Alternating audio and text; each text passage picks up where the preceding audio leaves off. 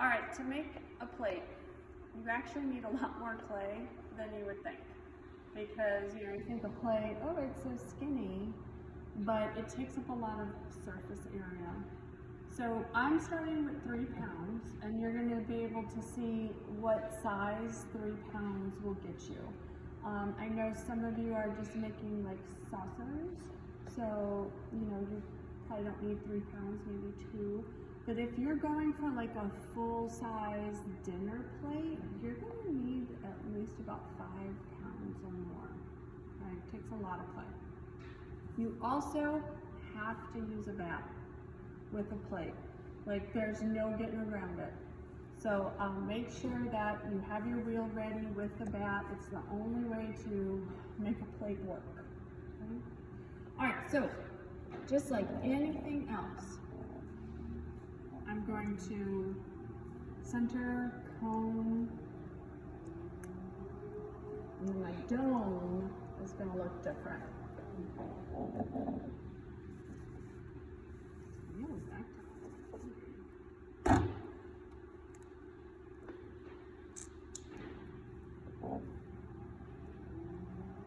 Funny noise.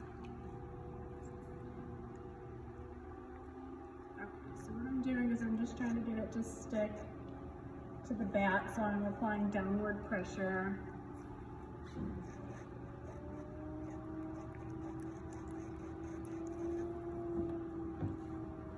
Now the other thing is, you know, it's that in-between clay that's really ideal.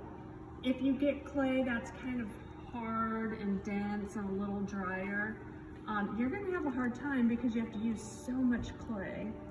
You know, so you're just gonna have a hard time moving the clay.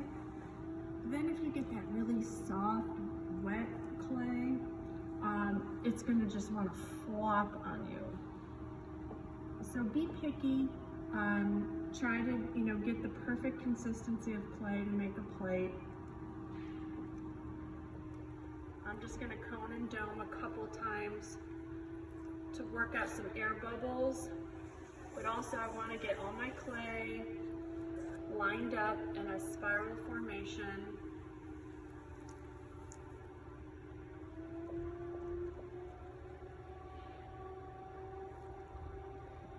Okay, so now when I make my dome,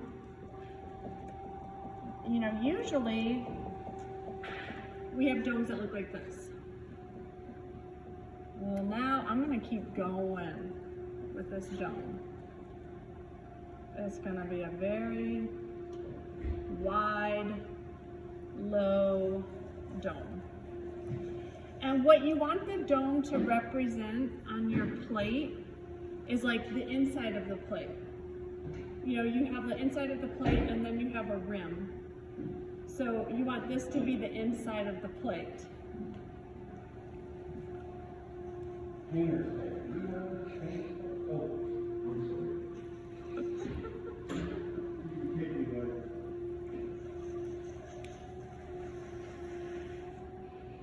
Okay. See the dome?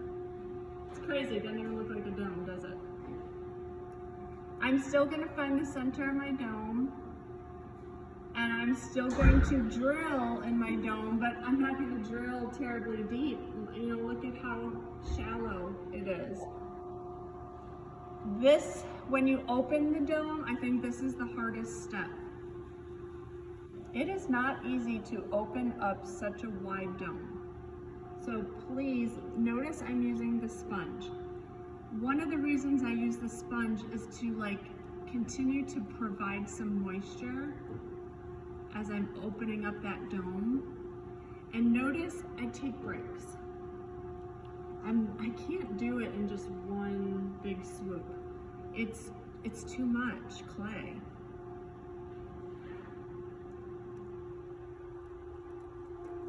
So I go far and then I pause when I start to feel that it's like stretching a lot. I might pull some more and then I stop. Because if you don't baby it, you're going to get a lot of kind of cracking and tearing.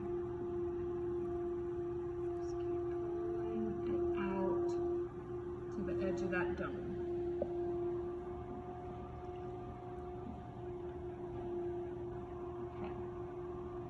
Okay. So far, this is how it looks. The next step is, we have to compress the bottom, right? We have to do that for whatever cylinder we make. Well, now we have to spend a lot of time compressing the bottom, because that's what most of this is, right? Is the bottom. So I like to use wooden ribs here. And my goal is, number one, I want to try to make this flat, because remember, this is like where the food goes. So part of making it flat means I'm also going to purposely remove some clay when I'm compressing it. And that's why I like the wooden rib, because it's sharper and it will actually, remove that extra clay. So yes, I'm trying to make it flat, but I am compressing this clay so much. If you do not spend a lot of time compressing this clay, I promise you that when you're drying this out after you trim it, you will get some S-cracking in here. So of all the steps to making plates, this is where you're going to spend most of your time, right here.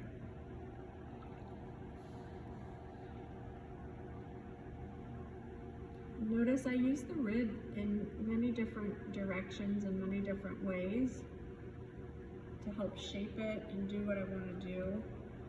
I mean, that's why they're designed.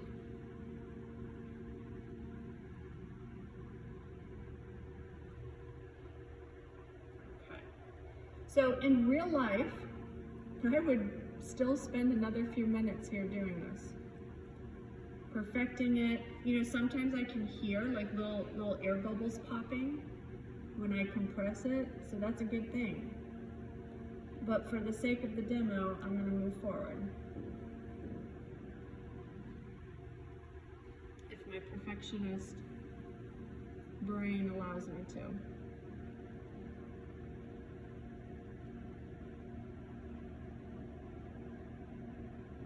Okay, so I've compressed the bottom. Now I'm going to pull a wall, just like a cylinder, but look how short this wall is. Okay, I'm not going to be pulling 6 inches tall, it's going to be pulling a little bit. But just like a cylinder, I'm going to start at the bottom, make my pinch, and I am going to pull straight up. I am making a cylinder right now. Pull and go back in. If your fingers kind of messed up that flat surface, go back in and fix that. Make another pull. However many pulls you need to get it the thinness you want. And this wall, what this represents, is the rim of your plate. So if you can imagine how big you want the rim, that's going to be as how tall you make the wall.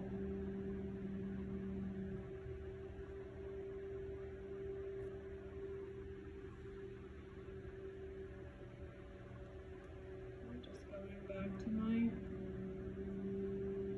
bottom. Okay, so this is about how big I want my rim. So now what I'm going to do is make sure that it's nice and moisturized, not dry. And I'm going to lay my outside hand on the outside of it, and from the inside I'm going to just push. Kind of like when we make S-curve vases and you just flare it out, it's kind of the same thing. Gonna flare it out like that S-curve vase.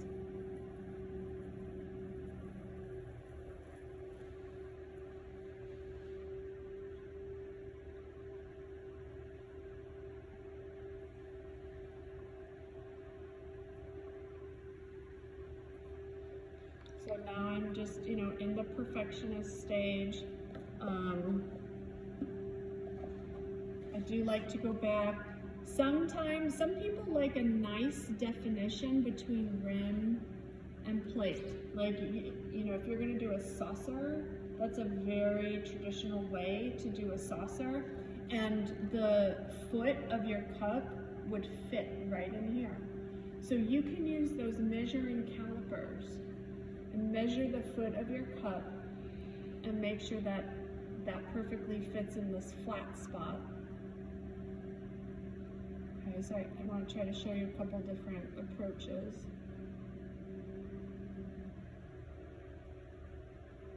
All right, so that's like one traditional way. You know, it really has this line right here. But you don't have to do that. You're a designer.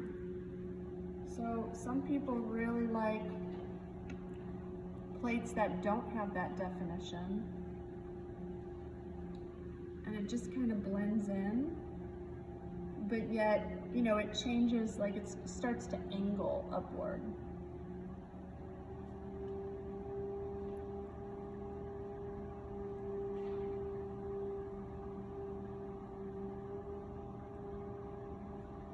And for this part, I would probably use a rubber rib, but I don't want to go and fetch one.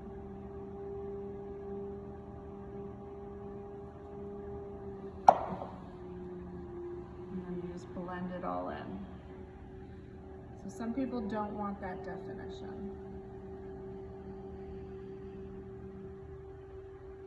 Kind of be like making an extremely flat, shallow bowl, you know.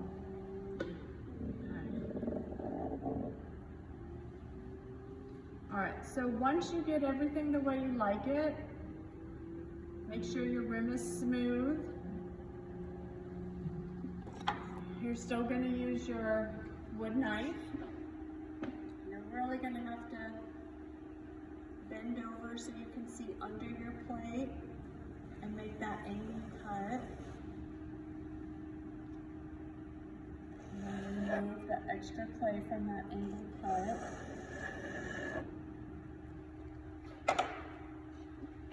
Stop it. Make sure you have the longer wire tool.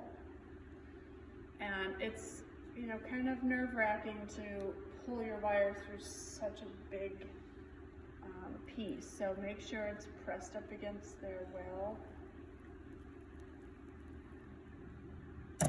Keep that pushed. It's so easy to slice through your plate at this point. I know it's so frustrating.